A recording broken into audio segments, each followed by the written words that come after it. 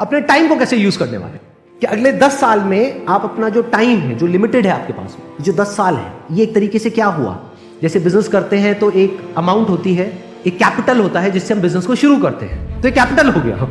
इसको कैसे इन्वेस्ट करते हो, कहां इन्वेस्ट करते हो, स्मार्टली करते हो, वाइजली करते हो, या बेवकूफों की तरह करते हो, या इसको वेस्ट करते हो। अगर वो बंदा ढंग से प्लानिंग के साथ प्रॉपर्ली इन्वेस्ट करे, स्मार्टली इन्वेस्ट करे, तो चांसेस है कि जो उसकी कैपिटल है वो 10 गुना भी हो सकती है, 100 गुना भी हो सकती है, 1000 गुना भी हो सकती है। ऐसे ही टाइम के साथ कि जो 10 साल है ये आपकी कैपिटल हो गई एक तरीके से। इसको आप कैसे इन्वेस्ट करने वाले हो, इसको आप कैसे यूज करने वाले हो, ये डिसाइड करेगा कि आप उस 20% में आओगे या नहीं आओ। जिसने भी लाइफ में कुछ भी ढंग का किया है उसको ये कैलकुलेशन समझ आती है। वो क्या है, उसके लिए टाइम की वैल्यू पैसे की वैल्यू से बहुत ज्यादा है। क्योंकि अगर पैसा चला भी जाता है तो टाइम से आप वापस से पैसे को अर्न कर सकते हो, लेकिन अगर टाइम चला गया तो कितना भी पैसा खर्च कर लो, जो टाइम गया सो गया, वो वापस नहीं आने। इस तरह से अगर आप देखने लग जाओ ना, तो अंदर से एक सेंस ऑफ अर्जेंसी आ जाती है लाइफ के अंदर। चीजें प्रोक्रास्टिनेट होनी बंद हो जाती, कल पे डालना बिल्कुल बंद हो जाए। कल पे आप डाल ही नहीं सकते क्योंकि आपको एक्चुअल में समझ आ रहा है मेरे टाइम की क्या वैल्यू। 90% से ज्यादा लोग लाइफ में इसलिए नहीं फेल होते हैं कि वो बहुत बड़ा सोचते हैं और उसको अचीव नहीं कर पाते। वो इसलिए फेल होते हैं क्योंकि वो बहुत छोटा सोचते हैं और उसको अचीव कर लेते हैं। चाहे वो अमीर का बेटा है, चाहे गरीब का बेटा है, अगर अपने 24 घंटे को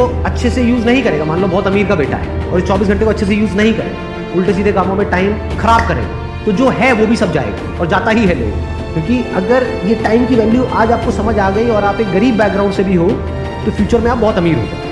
अगर कोई लॉन्ग टर्म विजन से बिजनेस कर रहा होगा, वो क्या कहेगा मुझे इसकी परवाह नहीं है कि आज मार्केट में क्या हो, मुझे अपना एक ब्रांड बनाना है, जो ब्रांड 1 या 2 दिन में नहीं बनता, जिसको बनने में 5 साल लगे, उसके लिए मैं इतना इन्वेस्ट कर रहा हूं। एक बार मेरा ब्रांड बन गया और उस ब्रांड की रिकॉल वैल्यू है, तो ये जो मार्केट है जो एक्सट्रीमली कॉम्पिटिटिव है, जहां पे सब एक दूसरे से लड़ रहे हैं, मर रहे हैं, कट रहे हैं, और जहां पर मार्जिन ऑलमोस्ट जीरो है, एक बार मेरा ब्रांड बन गया तो मैं जिस रेट में चाहूंगा उस रेट में बेचूंगा अपने माल को। एक तरीका क्या है कि जैसे अभी सब अपने टाइम को यूज कर रहे हैं, बल्कि यूज क्या कहूंगा, मिस यूज कर रहे हैं। Majority of people they are not using their time, they are just misusing their time. आप भी भेड़ चाल में उसी तरह से अपने टाइम को मिस यूज करो, अनलाइक अदर पीपल।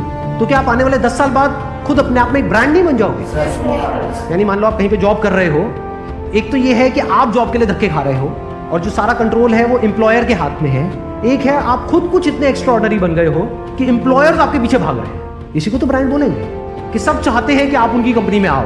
अब आप चूज करोगे कि आपको कब जाना है, कहां जाना है और कितने टाइम तक काम करना है, किसके साथ रहना है, किसको छोड़ना है, अपनी टर्म्स पे। जिनको कंपनी चाहती है, जिनकी डिमांड ज्यादा है, ऐसे लोगों की सप्लाई कम है, उसी को तो ब्रांड बोलेंगे।